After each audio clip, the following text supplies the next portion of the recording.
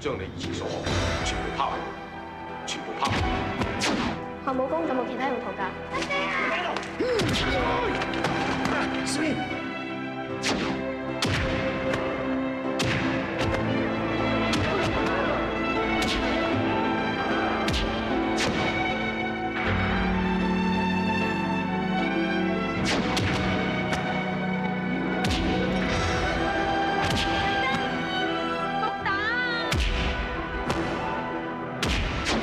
咩帶我嚟呢度？我走啦。小虎報嘅仇之後，可以自由自在。拋開一切招式同埋派別嘅界限，克服自己嘅憤怒。我唔報呢個仇，我點可以走啊？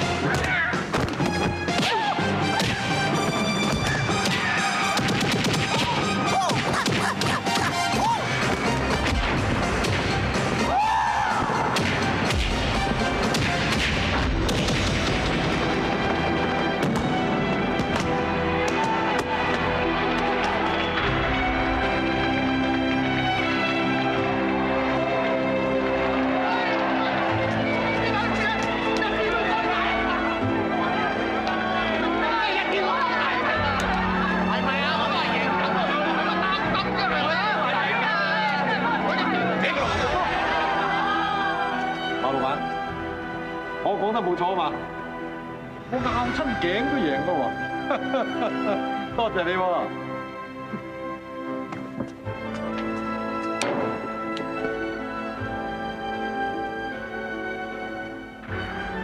蔣師傅，我諗我可以用翻咗我計。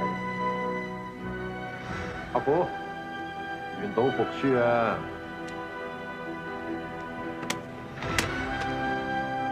多謝蔣師傅。霍師傅，果然真係創造咗奇蹟喎！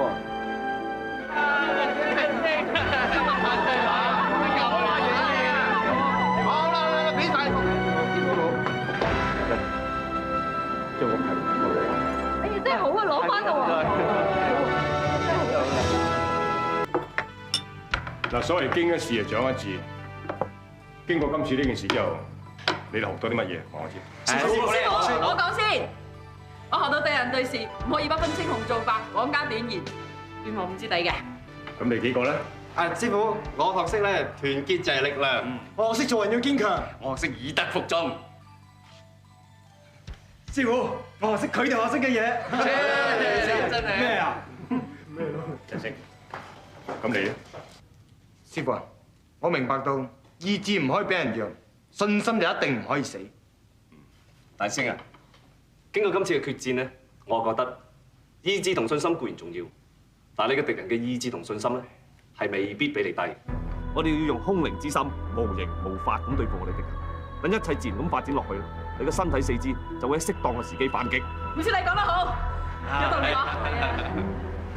陳真，除咗呢啲之外，你仲領悟到啲乜嘢？有，師傅教曉我將恐懼化為力量，同埋任何事都唔可以俾自己一個藉口話唔可能，因為任何事都有成功嘅可能性。仲有加埋由美小姐嚟睇比賽，你就更加勇氣百倍添。陳真，你嘅悟性非常高，以後俾心機，將來你嘅成就可能會超越我。我會嘅，師傅。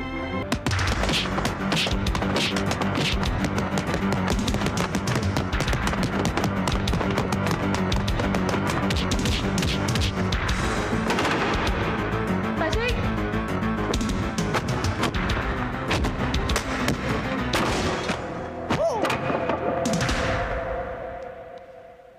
哇！大師兄，比試武功啫嘛，你使唔使咁勁啊？好在五師弟佢閃得快啊！係咯，大師兄都話練功啫嘛，使乜咁重手啫？冇，我哋冇事啊，冇事啊！大師好嘢，四師妹，你哋放心喎，我識收噶嘛。五師弟，你冇嘢啊嘛？我冇嘢，大師。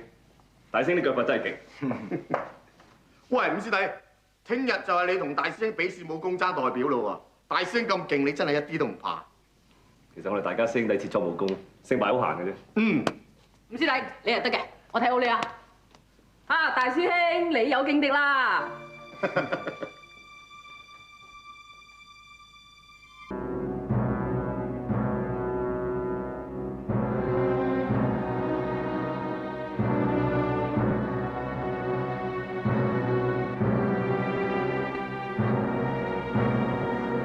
陳星、陳真，今次嘅比賽，你哋要全力以赴，不過要點到即止，明白？明白，師傅。可以開始啦。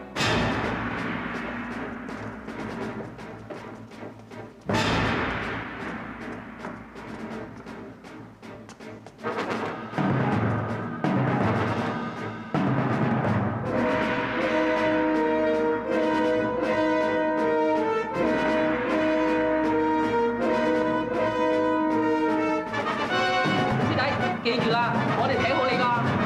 阿星啊，我哋睇好你㗎，你唔好令我哋失望啊！加油啊，大星！俾心機，大星！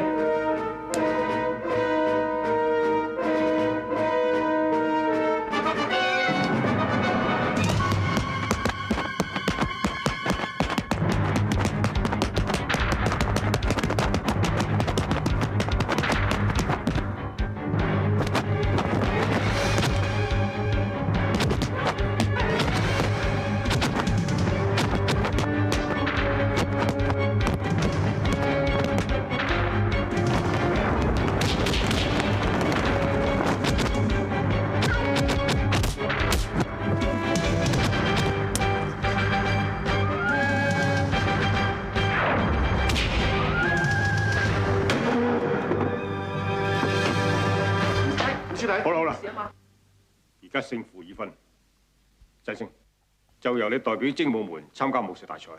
係師傅，大師好嘢，好嘢，大師啊！話咗要贏啦，先。師弟，冇嘢嘛？冇嘢。真係唔抵啊，五師弟，你就係輸少少咋？唔係，我功夫真係不如大師兄嘅。五師弟，你功夫都唔錯啊，你輸少少俾我，千祈唔好灰心，以後勤力啲，武功一定會進步，知唔知？大師兄，我會繼續努力。啱啦，咁先會進步嘅。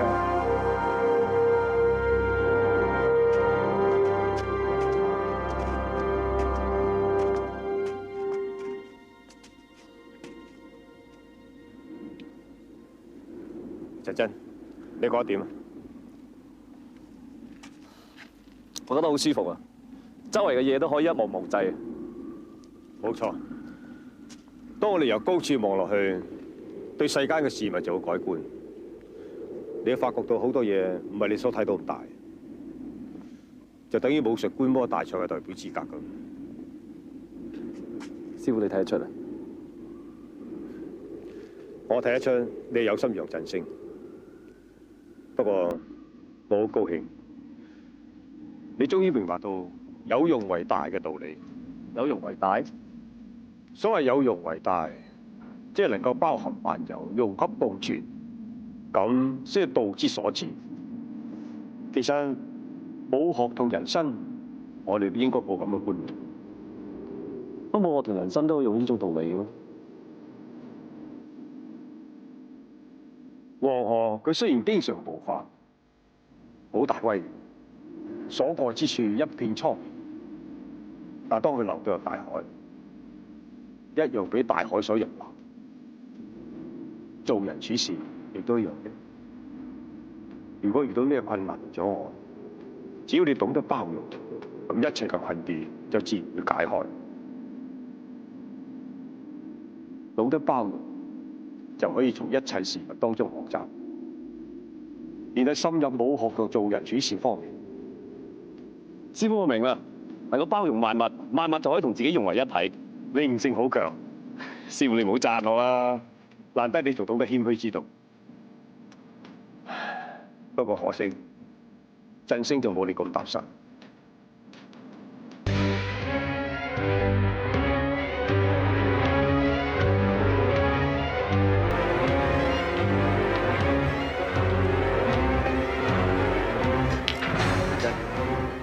你到底係跟咗你娘家，定係真係咁冇用書俾你個大師兄啊？周少爺，其實邊個代表精武門並唔重要，反正我哋精武門都係抱住切磋武術嘅精神嚟參與嘅，咁個得失又何必睇得咁重要咧？哼！邊個同你切磋？我哋金虎堂咧就要打低精武門為榮嘅。聽到未，人哋大師兄？娘家，而家唔係打陳真。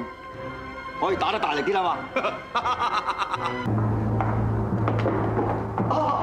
師長，唔好意思招呼唔到啊！呢位係武田行先生。武田先生，師傅，武田行紅嚟咗喎。師傅，喺佢身邊年紀大啲嗰個咧，就係號稱全日本空手道冠軍石井王。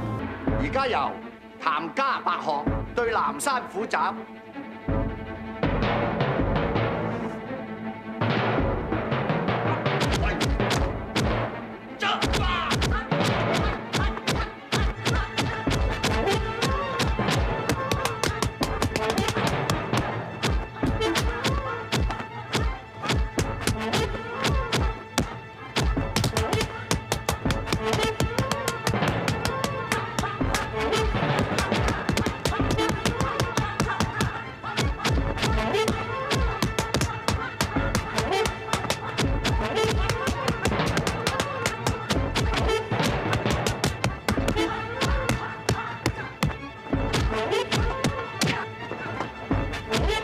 你話邊個會贏？淺色衫嗰個，我都覺得係。你睇下淺色衫呢個，佢身法輕盈，相反嚟講佢嘅對手馬步睇到好穩健，但係協調靈活。你哋話邊個贏？我話淺色衫個。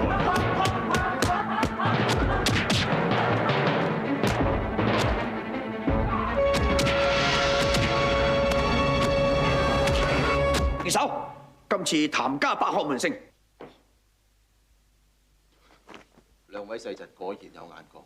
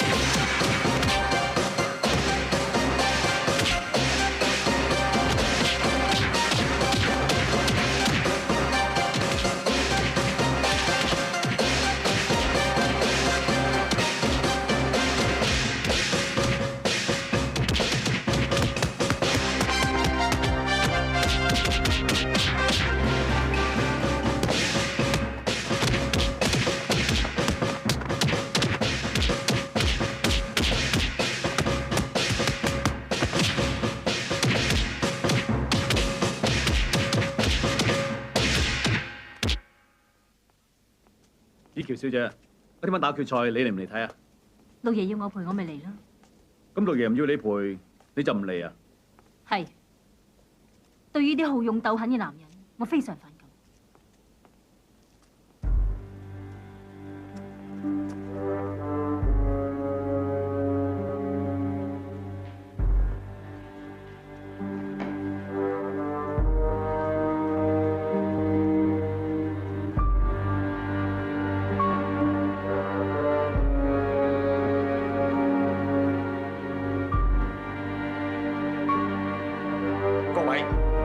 今日嘅總決賽由精武門嘅劉振聲對金虎堂嘅梁蝦，兩位參賽者出場。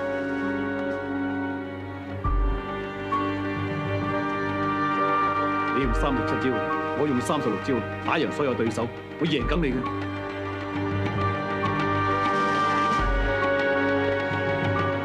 第一屆全國武術觀摩大賽總決賽正式開始。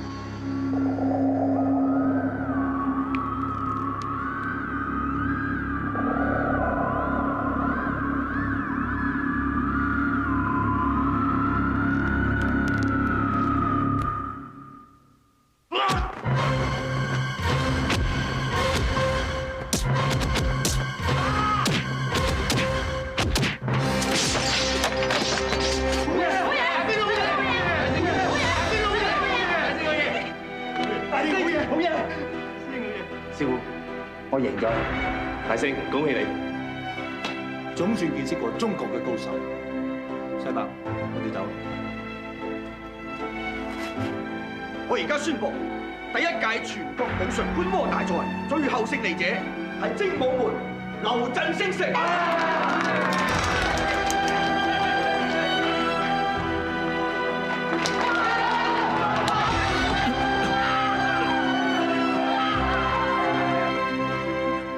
對唔住，老爺、夫爺，金虎堂一架俾丟晒。大哥，走啦！誒，阿虎未走得住，你仲有一樣嘢未做啊！霍師傅，恭喜你喎！死樣！我哋大家有言在先，無論誰勝誰負，金虎堂同精武門過去嘅恩恩怨怨都一筆勾銷。阿虎，係咪啊？